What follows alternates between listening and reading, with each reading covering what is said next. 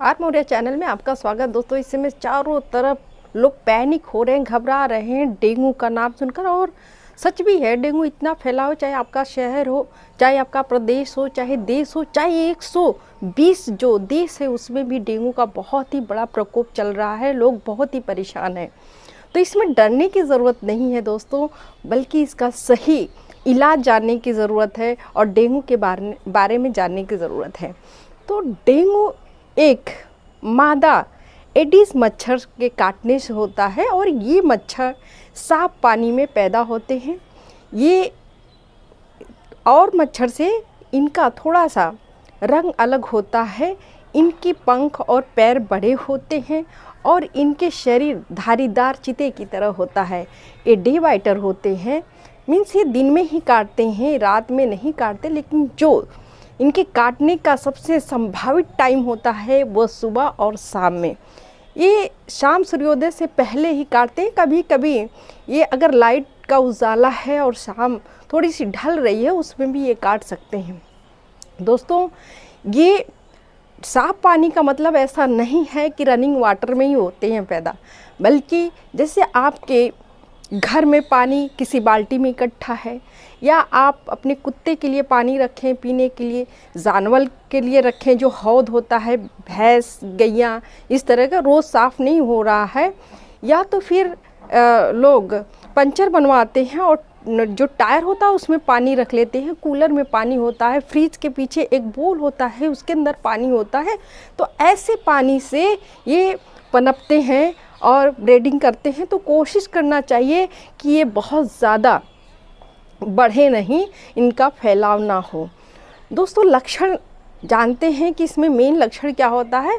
तो पहली चीज़ है कि बहुत तेज़ बुखार आएगा। ये बुखार 102 डिग्री से 105 डिग्री के बीच में रहेगा और ये बुखार उतरेगा नहीं।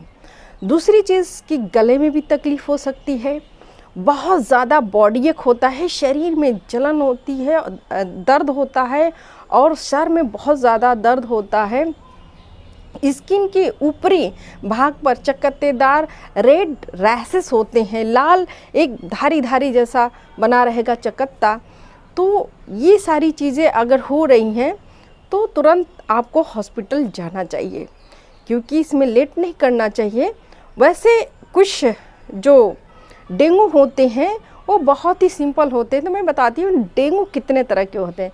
दोस्तों, डेंगू 3 तरह के होते हैं। पहला जो होता है वो क्लासिकल डेंगू होता है, मतलब बिल्कुल साधारण ये होता है और विदिन 7 डेज मतलब 1 सप्ताह के अंदर ये अपने आप ठीक हो जाता है, क्योंकि ये जो वायरस होते हैं डेंगू के वो 7 दिन ही जिंदा रहते हैं, इसके बाद वो अपने आप वहाँ से नष्ट हो जाते हैं। दूसरा होता है कि डेंगू हेमरेजिक फीवर, जिसको DHF कहते हैं। इसमें स्पॉन्टेनियस ब्लीडिंग होती है और वो ब्लीडिंग नाक से हो सकती है, वो ब्लीडिंग दांत से मसूड़ों से हो सकती है, या तो फिर स्टूल के रास्ते से हो सकती है। तीसरी होती है डेंगू शॉक सिंड्रोम, जिसको DSS कहते हैं। इसमें हाइपोटेंशन होता है, ब्लड प्रेशर घट जाता है, नाड़ियाँ कम होने लगती हैं, व्यक्ति उसमें चला जाता है, बहुत रेस्टलेस हो जाता है। और ये बहुत ही कम लोगों को होता है, रेयर होता है। तो सभी को डरने की ज़रूरत नहीं है दोस्तों। मैं बार बार कह रही हूँ कि इसमें पैनिक होने की ज़रूरत नहीं है। सबको ये 2 तरह के जो नीचे के डेंगू होते हैं, जो DHS फीवर होते हैं, हेमरेजिक डेंगू होते हैं, या तो डेंगू शॉक सिंड्रोम होते हैं, बहुत कम होते हैं। ज़्यादातर जो होते हैं वो क्लासिकल होते हैं, साधारण होते हैं। तो आप डरिए नहीं, इसके बारे में जानिए। और इलाज के रूप में आप बहुत सारी दवा मत खाइए। ये दवाएं कहीं ना कहीं नुकसानदायक हैं, क्योंकि ऐसे में बहुत ज़्यादा एनाल्जेसिक या जो स्प्रिन टाइप की दवाएं होती हैं उनको नहीं लेना चाहिए, क्योंकि डेंगू में ब्लड या ब्लीडिंग होने के चांस ज़्यादा होते हैं। तो जब ऐसी आप दवा खाएंगे तो वो चांस और ज़्यादा बढ़ जाएगा। तो इसमें सिर्फ पैरासीटामॉल लें आप, और अगर ज़रूरत पड़े तो 500 mg पैरासीटामॉल से अगर फीवर कम नहीं हो रहा है तो आप 650 कैलपॉल ले लें। इसको 3 से 4 बार आप ले सकते हैं और ज़्यादा से ज़्यादा तरल पदार्थ का सेवन करें। पानी खूब पिएं। इलेक्ट्रोलाइट का आप बहुत ज़्यादा ध्यान रखें, उसमें आप इलेक्ट्रॉल वगैरह पी सकते हैं, नारियल का पानी पी सकते हैं और पपीता वगैरह इस तरह की जितने भी पीले फल होते हैं या थोड़े खट्टे फल होते हैं आप इस्तेमाल कर सकते हैं। इससे प्लेटलेट लेवल बढ़ेगा। अगर बहुत ज़रूरत होती है तो आप डॉक्टर को ज़रूर एक बार दिखला लें, क्योंकि इसमें 2 कंडीशन होता है। पहली कंडीशन तो ये होता है कि इसके असेंडिंग और डिसेंडिंग पीरियड होता है।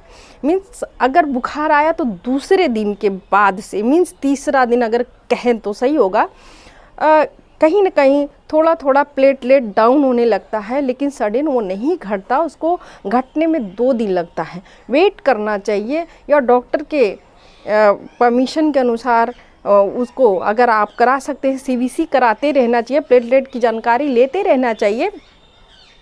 अगर ज़रूरत पड़ेगी तो प्लेटलेट चढ़ाने की ज़रूरत पड़ती है, अन्यथा ये अपने आप दूसरे दिन ठीक हो जाता है।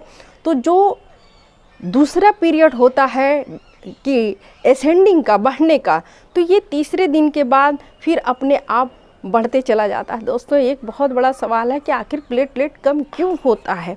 तो कारण ये है कि जब डेंगू फीवर होता है, वायरस हमारे बॉडी में होते हैं, तो उस समय कहीं ना कहीं से ब्लीडिंग होती है और ब्लीडिंग जब होती है तो ये ब्लड के साथ प्लेटलेट्स ये टिश्यू में चला जाता है, जिसके कारण स्किन में भी उसके धब्बे दिखने लगते हैं और प्लेटलेट्स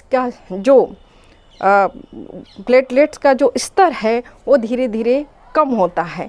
लेकिन जैसे ही इसमें एक इम्प्रूवमेंट होता है तो वो ऑटोमेटिक ब्लीडिंग कम होती है और ये प्लेटलेट्स बॉडी फिर उतना बना देती है। अगर प्लेटलेट्स 20,000 के नीचे आता है तो आपको थोड़ी सोचने की ज़रूरत है। फिर भी आपको नहीं सोचना, आपके डॉक्टर देख रहे हैं आपको कि आपको क्या चाहिए क्या नहीं चाहिए। आप सिर्फ उस चीज़ को पूरी तरह से जानिए और समझिए। दोस्तों कोशिश ये करना चाहिए कि इलाज से बेहतर है कि इसका समाधान और या सावधानियाँ बरतना।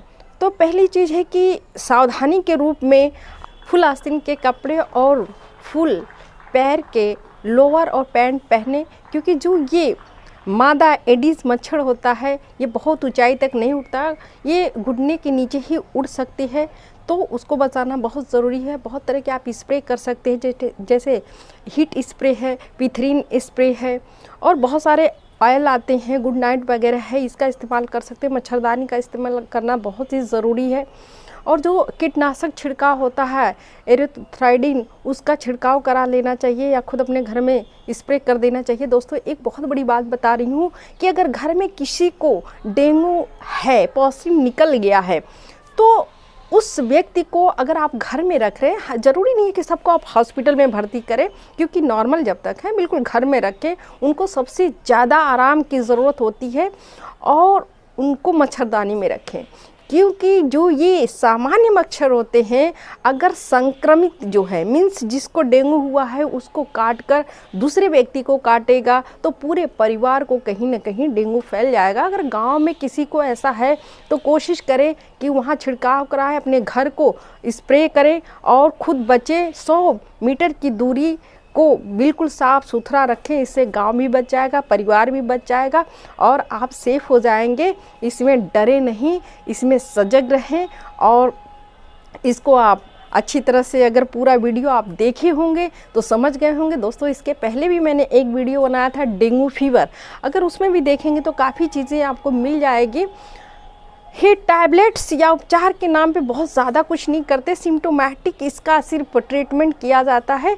अगर बुखार है तो बुखार का, उसके साथ कुछ और है तो उसका दिया जाता है। इसमें बहुत ज़्यादा दवा की ज़रूरत नहीं पड़ती है। और एंटीबायोटिक तो इसलिए दिया जाता है कि अगर वह हॉस्पिटल में है तो कोई और भी इन्फेक्शन कैरी न कर जाए, बाकी इसके लिए एंटीबायोटिक की ज़रूरत नहीं पड़ती है। घरेलू इलाज में आप बहुत सारे जूस दे सकते हैं, जैसे कि ये आप अनार का जूस दे सकते हैं, आप पपीता या पपीता के पत्तियों का भी कहा जा रहा है कि इम्यूनिटी पावर को गेन कर रहा, बूस्टर डोज है और कहीं ना कहीं प्लेटलेट्स के काउंट को बढ़ा दे रहा है, तो उसको भी आप दे सकते हैं। एलोवेरा के भी जूस दे सकते हैं क्योंकि वो तो बहुत अच्छा है, एंटीऑक्सीडेंट है। तो ऐसे में एक जो बूस्टर डोज आएगा, जो प्रतिरोधक क्षमता बढ़ाने का जो पावर होता है उससे बढ़ता है, तो आप ये कर सकते हैं। दोस्तों अभी तक अगर आर मौर्या चैनल को आप सब्सक्राइब नहीं किए हैं तो प्लीज़ कर लीजिए, लाइक कीजिए, शेयर कीजिए। अगर कोई भी इसमें दिक्कत होती है या कोई और वीडियो आपको चाहिए तो आप बिल्कुल कमेंट्स बॉक्स के थ्रू बता सकते हैं, मैं आपके लिए वो वीडियो बनाऊँगी और कोशिश करूँगी कि आप स्वस्थ रहें और मस्त रहें। इसी के साथ बहुत बहुत धन्यवाद।